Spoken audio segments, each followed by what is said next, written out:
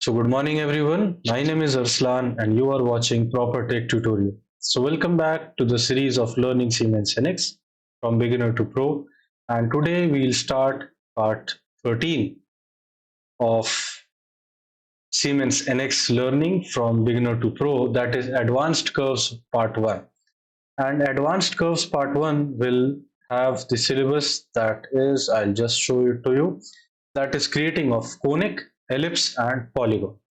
So these three things will be covered, and the options of how to create them will be covered in the part 13. So as you know that in part 12 we have covered the basic curves and the basic sketching tools that are available in siemensnx, and advanced curves are divided into 4 sections, and the first section will be covered today: creation of conic, ellipse and polygon, then things like derived lines and creation of corner in part 14, then creation of curve using another curves like offset, mirror, project and intersection in part 3, and then in part 4 linear pattern curve and circular pattern curve will be covered. So let us start with part 13. Okay, so first let us create a new file,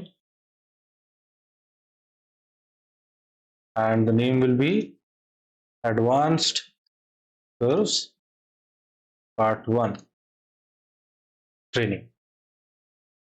Okay. So now we'll first take a sketch environment, and a XY sketch environment will be selected by me as I prefer that. Okay, now the sketch has been created. For those who are watching the video for the first time and they want to know, like, there are various types of sketches and what are the options that are available while creating a sketch, that are available over here. So I have discussed that in my one of the previous videos, that is how to create a datum and sketch. So do check it out, part 11. And for those who are continuously watching this series and supporting it, let us continue. So we have created the sketch, we'll enter the sketch environment, and the first thing, that is the conic, we'll search for that. So either you can put the conic over here in one of your ribbons as a ribbon button. How can you do that? I've showed you in the customization button. You can go into customize, search for conic, and then you can drag it and place it wherever you want. And if you do not want, then just remove that from the ribbon group. Now I do not want it, so I will just use conic from the search command, and this will open as of now. So specify the three things will be used for creating a conic, that is a start point, an end point and a control point. Okay, so just let me check if I am visible. Okay, yes. So the start point can be selected. Let us specify our start point as a existing point, sketch origin of the sketch environment. And using the end point, we can specify somewhat like a point on the x-axis, and we have specified it somewhere, anywhere as we want. Okay, now specifying a control point, we can put a control point over here, and you can see that a conic has been created, and the way we will move it, the conic will also change its shape, and accordingly the things can be made. Another method of creating a conic is that you can see that to specify a start point, various methods are given to specify the start points. The same options as that when creating a point, that is discussed in the part 12 of this series, I think so. Yes, creation of point. Okay, so the specify endpoint also has the same options. So specifying start point and endpoint can be used in either, can be selected by using either of the options. Now we will select it just like we selected previously, and we will select endpoint. Also, if I want to change the endpoint, what will I do? Just like I want to select the origin, and then the endpoint I want to select somewhat like I want to specify it in the XY domain. On the XY plane, I want it to be 100 and 100. You will see that the point is getting translated accordingly as per the reference given by us. Or the other option, as we have discussed, is that I will use the offset option and the rectangular option, and I will specify 100 and 100 over here, and it will give me the same result. However, if I want it to be 50-50, either I can change the value over here, and this will give me a result of 50-50, or I can keep the values same and I can change the reference values as -50 and -50, and it will give me the values same as offset 50-50. So we know about that. Okay, now we will do specify the control point. Control point also can be specified using either of the following options. So if you have already created a sketch, if you have created a thing which is already present in this sketch, you can use these options like specifying the arc center, specifying a point on intersection point, specifying a control point, end point. You can specify quadrant points. You can use an advanced version like point on curve also. So these things can be used. So currently we have not made any sketch, so we'll just use the cursor location and we will specify a control point. So we'll specify it like this, and as we will move the control point, you will see the conic is getting changed accordingly. Also, the value of rho can be changed. For example, so it will be 0.98. Okay, and you will see that the higher the value of the conic, the more edged or sharp turn the conic will take from the control point.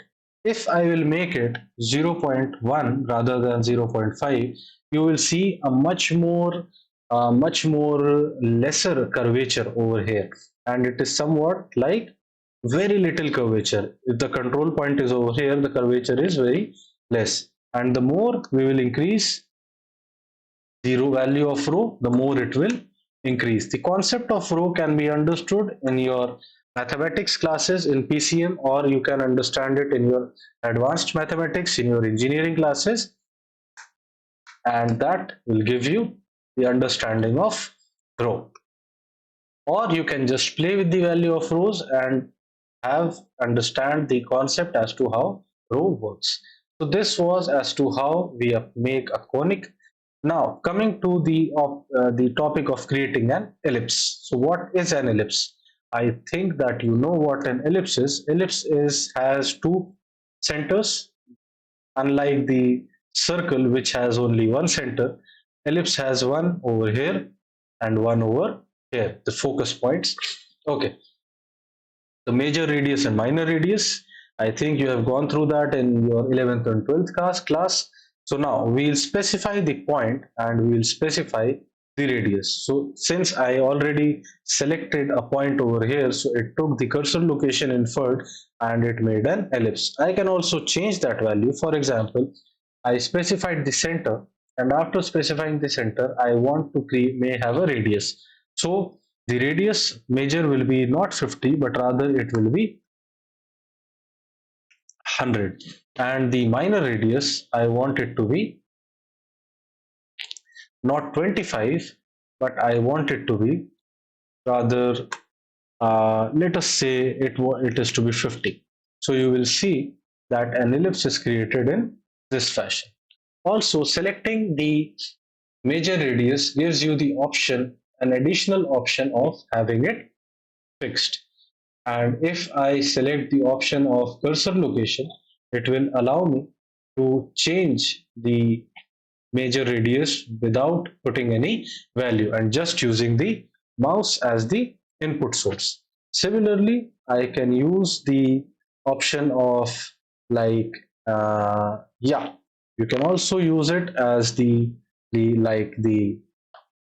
point on curve. If I want to specify a point on curve, you will see that this point, when taken the measure in the y-axis, will give you this minor radius, and it will have somewhat thing like this. Okay, yeah, since I selected it in the wrong direction, that is why it is having a minus sign. So if I want the same radius and not the minus sign, I will just remove the minus, and you will see that the minor radius has been selected same as that the point I selected, point on curve. So basically it infers the distance in the y-axis or in the x-axis, depending upon if you are choosing the major radius or the minor radius. It will infer the measurements and it will make your major and minor axis accordingly. So these options are similar to that of selecting a point and need not be discussed again in much depth. I have just given you an overview, and more further details are available in my basic curves video. Now, coming to the angle option of rotation. As of now, you can see that the major axis is inclined at an angle of 0 with the x-axis. Or you can say that the major axis is parallel to the x-axis. However, I want the major axis to be at 30 degrees angle with x-axis. I need to put 30 degrees and it will be modified accordingly. Second method of changing the angle is by using your mouse or cursor location, and your angle will be displayed accordingly. And also you can change the angle by using the tab on the keyboard and then entering the values. Okay, so these were the options that are available. Also specifying a point, things have been discussed. Okay, so this is how you make an ellipse. Now coming to a polygon. So what is a polygon, if I may ask?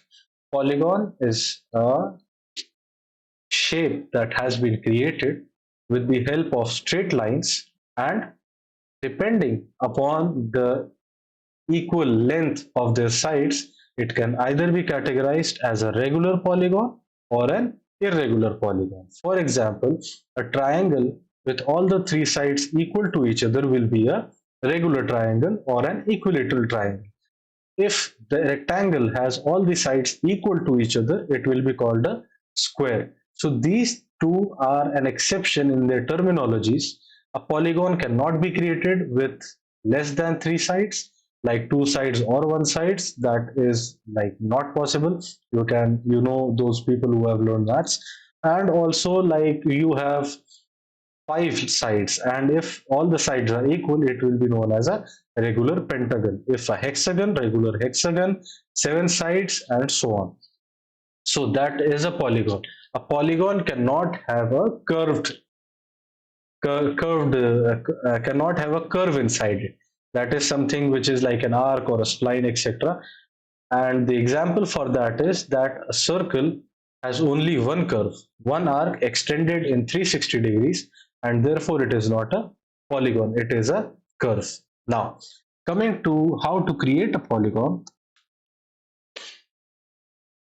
I will search the polygon command and I will specify the center point, and I will just specify the center point anywhere.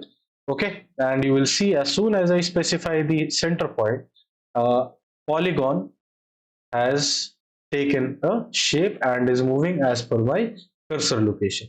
If I want to change the number of sides, you can see that it will change as per my option in sides. If I want to create a polygon with only three sides, it will create something, a triangle, which is an equilateral triangle. If I want with a 4, it will create a square. If I want 5, a regular pentagon. Okay, now if I want to select the radius and rotation, what can I do is that I can put the radius as like whatever I want. Like for example, I want it to be 55 and the rotation to be at let's say 5 sides, so 360 divided by 5 is 7 5 is a 35 and 102, so 72. If I will select 72, it will give me a polygon such as this. I can also change the angle, that is, you see, I can also change the angle as per my wish, and that will give me a result somewhat like this. So if you want to make a regular pentagon with its side as with its unique side as parallel to x-axis, you need to specify the angle it to be minus 90. If I will specify it to be only 90, you will see that it is also giving the same result. Now, this line I think it reminds you of the concept which we used while doing basic sketch training, that we created a line, we made it midpoint to the width, we made it midpoint to the length, or similarly, we used it in the triangle. We made a line from the midpoint of this side to over here, as the dotted line were getting traced till there, and we then use this point and then again till the midpoint, and when we drew a circle and we drew an arc, that it was tangent on all three sides. So similarly, this line will help us to create a circle also, which will be tangent to all the sides. I will just select the circle with the center option, and you will see that if I selected only one side it to be tangent, and all the sides have got tangential to at all the five relative corresponding points. So this is the power of this radii that has been mentioned over here as a reference curve. Okay, so what is a reference curve? You can, this, if I will make it like this, it will be a part of the main curve, a part of the main sketching environment. If I will make it a reference curve by doing a right click and clicking on this symbol, it will make it a reference curve. That is, while doing any 3D operation, this reference curve will not interfere with any other sketch or curves. Okay, this will also come later, just an overview.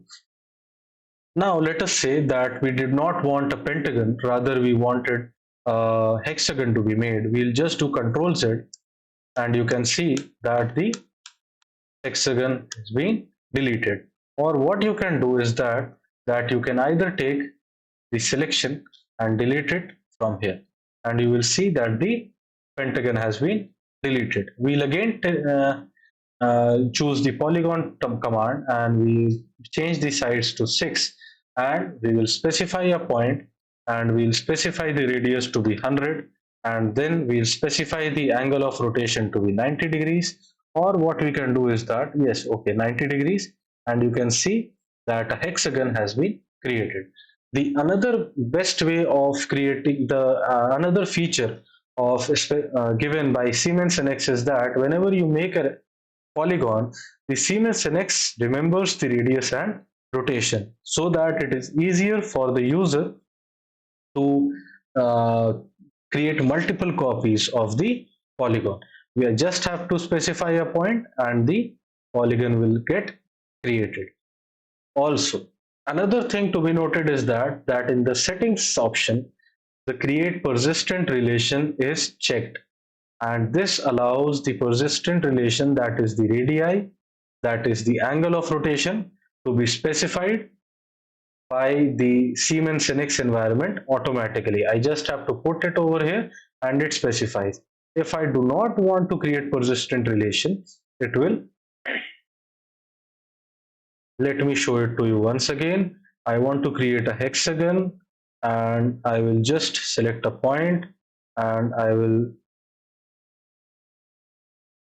specify the hexagon to be like this, and you will see that it has not been logged, and therefore persistent relation has also not been made. Another way of doing that is that I will specify the point and make a hexagon. So the three things to be noted is that when you lock the radius and the rotation, it allows you to create multiple copies by just defining the center point. Point number one.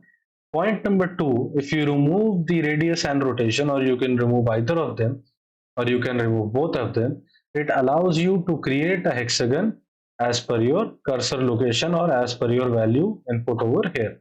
Okay. So, and create persistent relation is checked, it will have you a symbol of hexagon or whatever the shape is over here. That is the polygon relation.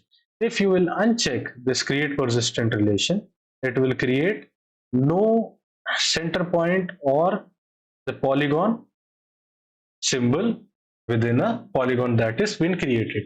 So what is the difference is that if I want to create a line, you will see that I am unable to find the center of the polygon. I can trace the line from here to here. I can trace the line from here to here, but I am unable to find the center of the polygon. However, in this polygon which was created while the create persistent relation was checked, you can find the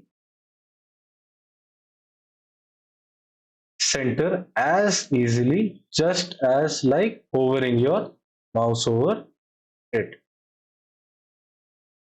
So you understand the value of creating persistent relation. Okay, so this is the value of creating persistent location, and finally you see that it has created a chakra inside it, a hexagonal and a circular chakra. Okay, so this sums up our video of the advanced curves part 4, part 1, that is part 13 of the series of learning Siemens NX from beginner to pro. In the next video, part 14, we'll be dealing with advanced curves part 2, and it will have things like creating derived lines, fillet chamfer. So basically, it will have things like making, modifying the existing lines, either blending it, like giving it a curve, or making it like trimming it, or giving it an angle, or joining both two lines together, something like that, creating a corner, a much lesser sharp corner, something like that. So these tools have been segregated or accumulated together or grouped together in advanced curves part 2, that is part 14 of the video. And the videos are aired every Monday, Wednesday and Friday for this series. And after this series will be over, the videos will be aired on Wednesday and Sunday. On Wednesday it will be aired in the evening at 5:30 p.m, and on Sunday it will be aired at in the morning, that is 10:30 or 11 a.m. So I hope that you are enjoying the series, and if you enjoy the series, please hit the subscribe button, and it will show us that you support us, and it will motivate us to make much better content in the future. Secondly, you can also browse through our playlist, that is software installation tutorials, hands-on tutorials such as this, hands-on tutorials such as making of an IC engine, and some career webinars that were made with IIT Mandi and Growth School. So that also you can get benefited from regarding chat GPT and some computer science courses like big data, etc. And I would like to bid you farewell for now. So till the next time we meet, goodbye.